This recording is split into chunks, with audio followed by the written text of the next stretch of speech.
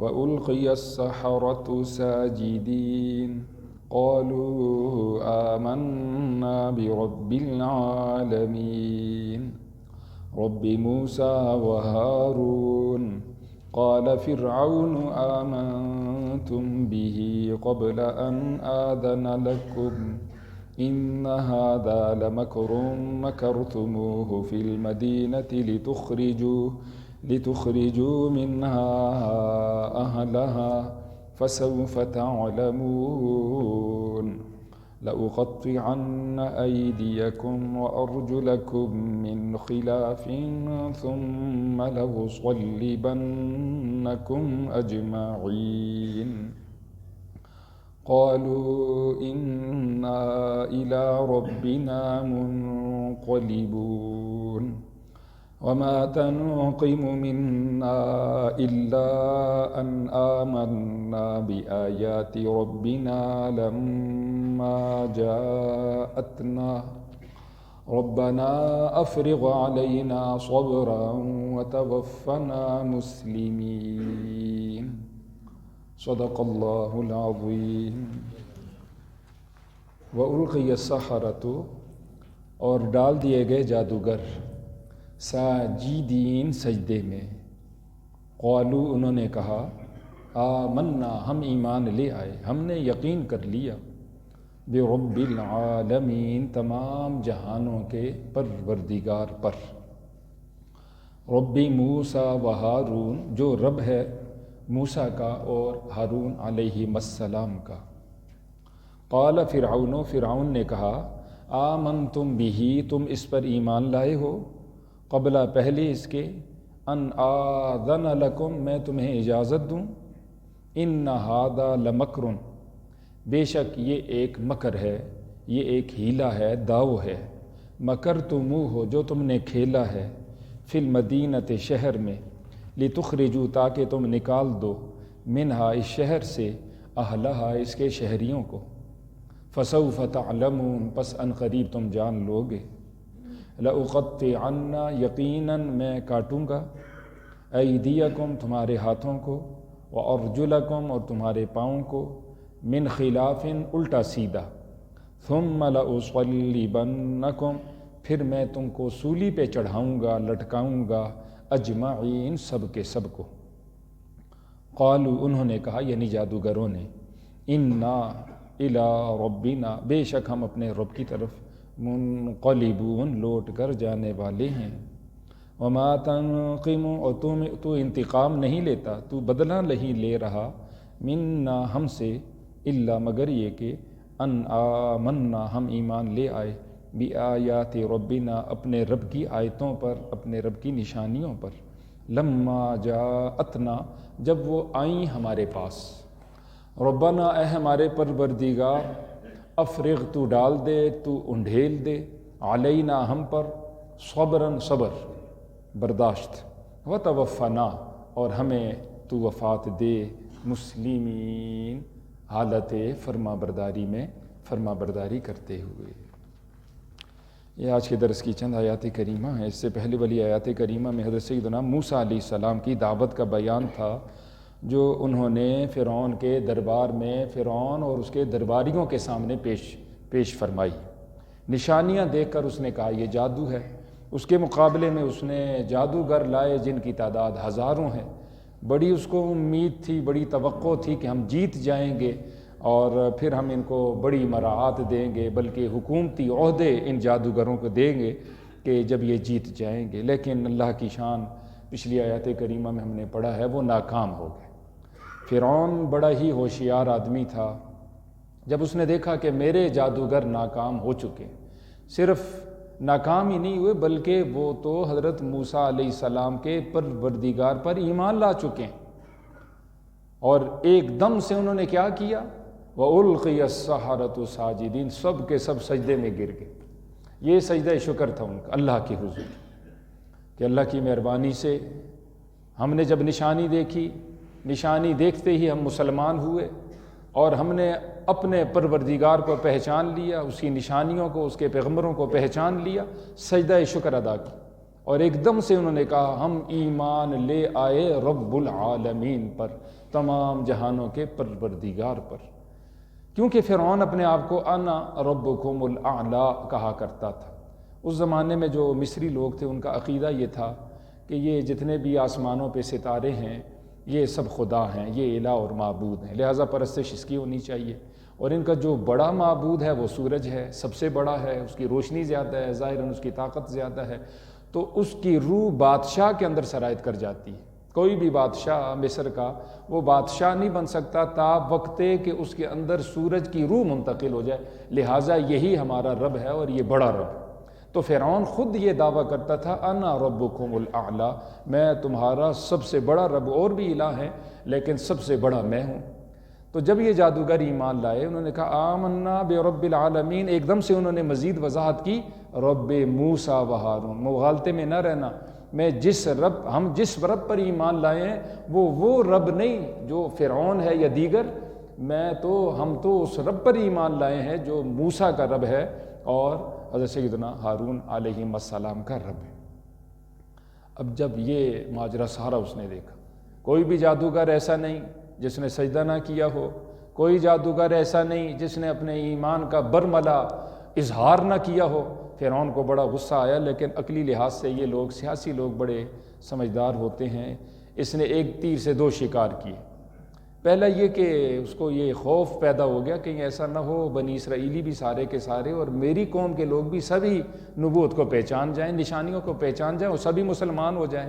پھر اب میرا عہدہ، منصب اور سب کچھ ختم ہو جائے گا، میرا تو کچھ بھی نہ رہے گا۔ ایک تو اس کو یہ خوف تھا۔ دوسرا یہ کہ ایک دم سے اس نے ان جادوگروں کو دھمکی دی۔ ہونا تو یہ چاہیے تھا حضرت سیدنا موسیٰ علیہ السلام کو کچھ کہتا، سیدنا ہارون علیہ السلام کو کچھ کہتا، کیونکہ اصل تو ان کو وہ اپنا دشمن جانتا تھا، لیکن ان کا رعب، ان کا جلال، ان کی ہیبت اتنی تھی کہ اللہ نے پہلے فرما دیا تھا وہ آپ کو قتل نہیں کر سکیں گے، وہ آپ کا کچھ بھی نہیں بگاڑ سکیں گے۔ ان کو دھمکی دینے کے بجائے وہ جو جادوگر تھے ان کا مخالف ہو گیا،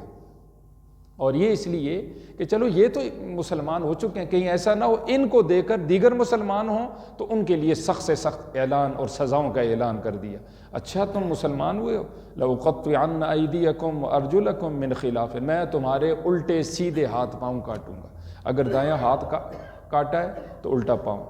اور اگر الٹا ہاتھ کاٹا ہے تو سیدھا پاؤں، اس انداز سے میں تمہیں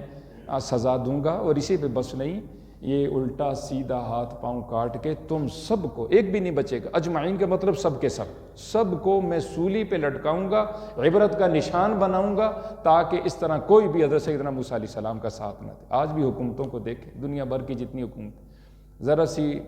آواز کوئی اٹھانے والا اٹھاتا ہے تو پھر کیا ہوتا ہے، ایک دم سے ان کے خلاف مقدمات، اور پھر بہت دور تک ایک سلسلہ چلا جاتا ہے۔ ہر ملک کا یہی حال ہے، صرف ہمارے ملک کی بات نہیں، جس کو اللہ نے قوت طاقت ظاہراً دے دی ہے تو اپنی پوری قوت طاقت صرف کرتا ہے کسی طرح میری حکومت بچ جائے، تو اس نے بھی پوری اپنی قوت اور طاقت کا مظاہرہ کیا۔ اور یہ سب دھمکیاں جب ان کو دیں تو انہوں نے کیا کہا، قالو، انہوں نے کہا انا الی ربنا منقلبون، کیا ہوا اگر تم ایسا کرو گے تو ہماری ایک جان ہے چلی جائے گی، ہم اپنے رب کی طرف لوٹ کر چلے جائیں گے۔ تو ہم سے انتقام نہیں لے رہا، انتقام کی ایک وجہ اور وہ یہ ہے کہ ہم ایمان لائے ہیں اپنے رب پر، اس لیے تو ہمیں سزا دے رہا ہے۔ ہم موحد ہو چکے ہیں، ہم ایمان لا چکے ہیں، ہمارا قصور کیا ہے؟ ایک دم سے اس نے جو فرعون نے جو پینترا بدلا نا، اس نے کہا جی دیکھو اصل مسئلہ یہ ہے کہ یہ بڑا ہے، الیعظ ان ھذا لمکر مکرتم فی المدینہ، یہ تمہاری ایک چال ہے، یہ تمہارا ایک مکر ہے، یہ ایک تمہارا ہیلا ہے جو تم نے اس شہر کے اندر اس لیے کھیلا ہے تاکہ یہاں کے باسیوں شہریوں کو تم نکال دو، تم قبضہ کرنا چاہتے ہو۔ اور دوسری جگہ آتا ہے انہ لکبیرکم الذی علمکم السحر، کہ میں اب سمجھا ہوں تم چھوٹے جادوگر، یہ بڑا جادوگر، یہ تمہارا استاد ہے، اسی سے تم نے سیکھا ہے، تم نے چھوٹا جادو پیش کیا، اس نے بڑا جادو پیش کیا، تم آپس میں ملے ہوئے ہو اور تم نے اس کو جتوایا۔ الیعاذ باللہ، اس انداز سے لوگوں کو ایک دم سے اس نے اس انداز سے ان کی سوچوں کو گھما دیا کہ لوگ حیران تھے کہ یہ کیا معاملہ ہے۔ بہرحال المختصر یہ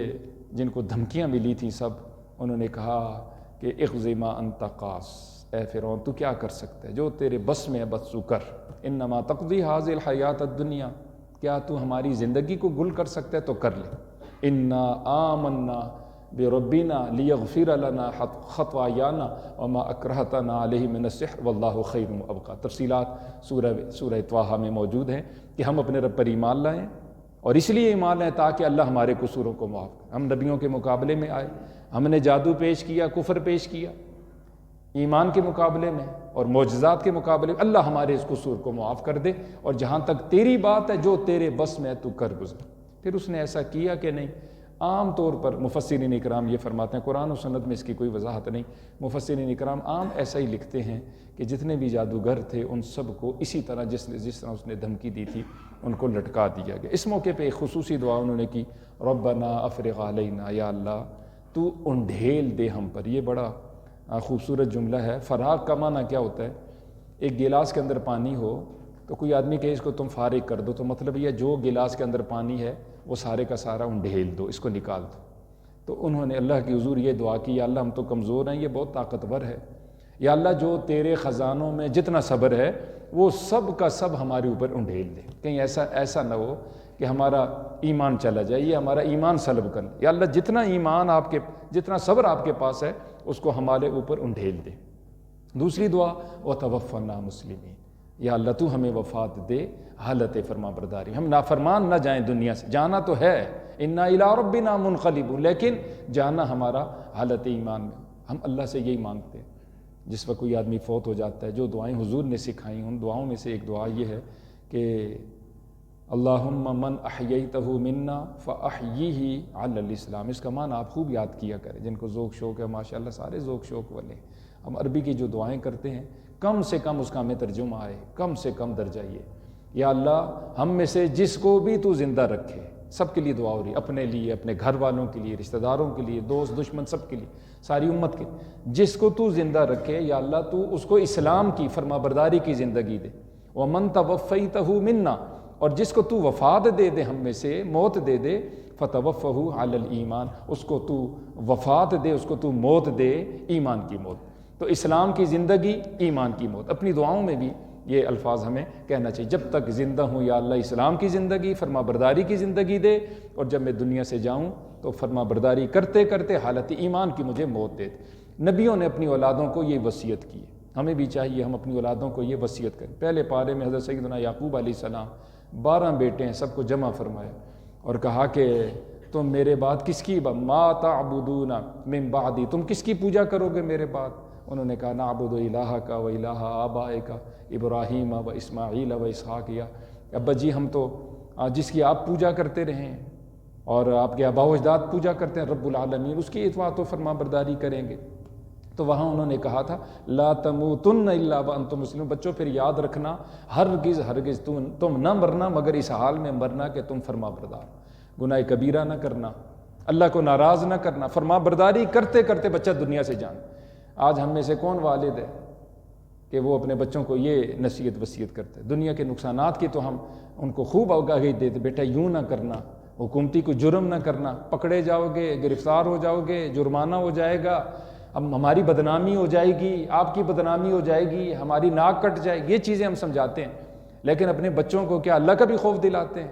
بچہ نافرمانی نہ کرنا، کیوں نماز چھوڑے گا تو اللہ ناراض ہو جائے گا، بچہ روزہ کبھی نہ چھوڑنا، بچہ جھوٹ کبھی نہ بولنا، بچہ ظلم کبھی نہ کرنا، بچہ تو ہمیشہ حق کا ساتھ دینا، یہ ہمارا فریضہ ہے اور ہمارے لیے ضروری ہے۔ حضرت سیدنا یوسف علیہ السلام سورہ یوسف میں بیان ہے،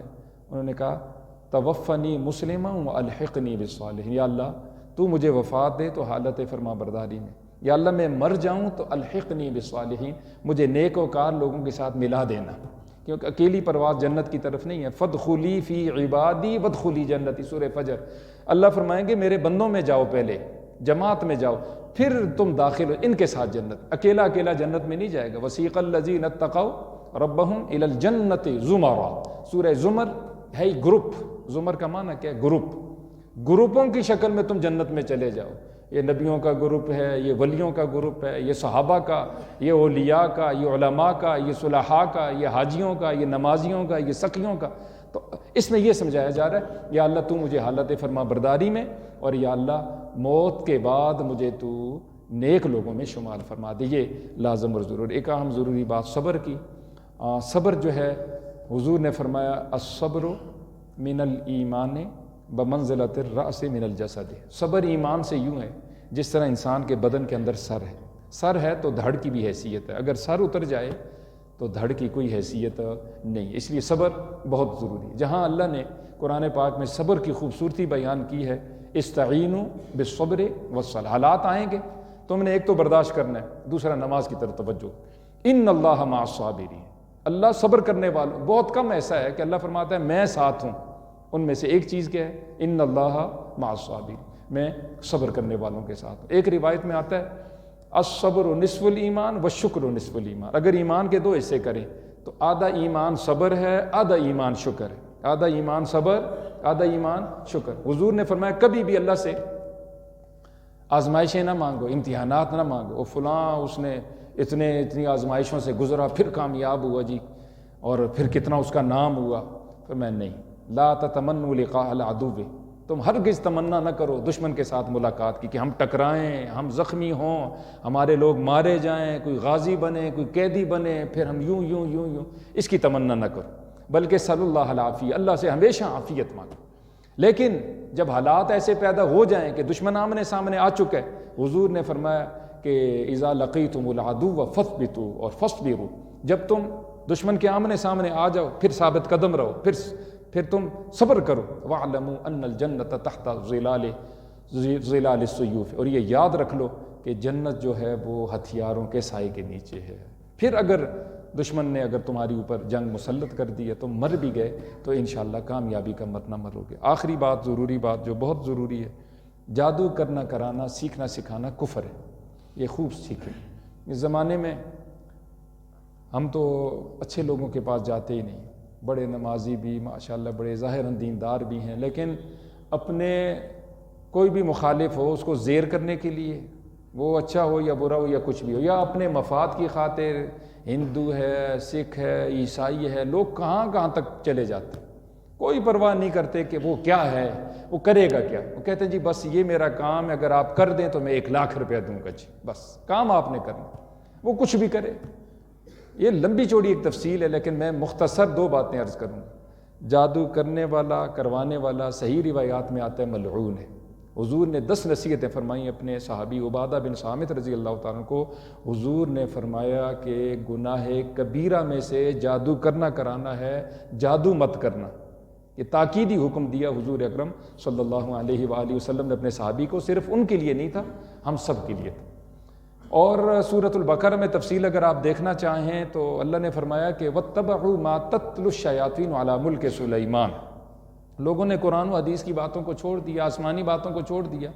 اور سلیمان علیہ السلام کے زمانے میں جو شیاطین اور سرکش قسم کے جنات اور سرکش قسم کے انسانوں میں سے برے لوگ جو جادو کرتے تھے اس کے پیچھے پڑ گئے۔ اور پھر کفر یہ ہے کہ اس جادو کو سلیمان علیہ السلام کی طرف منسوب کریے۔ دیکھو جی، سلیمان علیہ السلام نے جنات پہ قبضہ کیا ہوا تھا، ہواؤں پہ قبضہ کیا ہوا تھا، ان کے چرند پرند ان کے تابع تھے، اور بڑا کچھ تھا جی، کیوں تھا؟ لوگوں سے سوال کرتے تھے، لوگ کہتے واللہ عالم، تو کہتے دیکھو جادو کے زور پر تھا، لہٰذا یہ جادو کس نے کیا جی؟ الیاذ باللہ سلیمان علیہ السلام، یہ دلیل سمجھتے تھے۔ تو اللہ نے فرمایا وما کفر سلیمان، سلیمان علیہ السلام نے کوئی کفر نہیں کیا، ولکن الشیاطین کفروا، یہ تو شیطانوں کا کام ہے تو انہوں نے کفر کی۔ جو 2 فرشتے بھیجے گئے تھے دنیا میں بطور آزمائش کے، انسان بنا کے فقیروں کی شکل میں اور نیک بزرگوں کی شکل میں، ہاروت اور ماروت ان کا نام ہے، آپ پڑھیے قرآن پاک سورۃ البقرہ، وہ سمجھاتے تھے دیکھو تم جادو سیکھو نہیں، کیونکہ یہ سیکھنا سکھانا وما یعلمان من احد حتیٰ یقولا انما نحن فتنۃ فلا تکفر، ہم تو آزمائش کے لیے آئے ہیں، تم یہ نہ سیکھو کیونکہ یہ کفر ہے۔ جادو سیکھنا سکھانا کیا ہے جی؟ کفر۔ یہ ایک بات یاد رکھ لیں، خوب یاد رکھیں۔ اب کرنے والا، کروانے والا، اکثر علماء یہ کہتے ہیں کہ وہ بندہ مسلمان نہیں رہتا، کیونکہ جادو کا مطلب یہ ہے غیر سے مدد ہوگی، اس میں شرک ہوگا، اور اس میں وہ حرکات ہوں گی جس کو ہم تصور نہیں کر سکتے۔ بعض اوقات جادوگر قتل کرتا ہے، قرآن پاک کے اوپر بیٹھتا ہے، حیض والی عورت اس کے ساتھ بدکاری کرتا ہے، حیض والی عورت اس کے حیض کے گندے خون کے ساتھ وہ قرآن پاک کو لکھتا ہے، الیاذ باللہ کہاں سے کہاں، کبھی وہ ہڈیاں نکالتا ہے قبروں سے، ان کی بے حرمتیاں کرتا ہے، اور بہت دور تک یہ ساری ناپاکیاں گندگیاں ہیں، اور ہم اس کو دیکھنے کے لیے کبھی تیار نہیں۔ میں کہتا ہوں جادوگروں کو آپ دیکھیں، ان کی زندگی غلیظ ترین زندگی ہوگی، گندی زندگی ہوگی، ان کے قریب رہ کے آپ دیکھیں گے، تو ہم کیوں جائیں اس طرف، کیوں اپنے ایمانوں کو خراب کریں۔ اور پھر آخری بات کرتا ہوں، یہ تو بہت لمبی چوڑی بات ہے کہ وَلَقَدْ عَلِمُوا لَمَنِ اشْتَرَاهُ، یہ دل کی تختی پہ لکھ لیں، یقیناً وہ جانتے ہیں، یعنی آسمانی علوم کا یہ خلاصہ ہے، لَمَنِ اشْتَرَاهُ، جس نے جادو خریدا، مَا لَهُ فِي الْآخِرَةِ مِنْ خَلَاقٍ، اس کا آخرت میں کوئی حصہ نہیں۔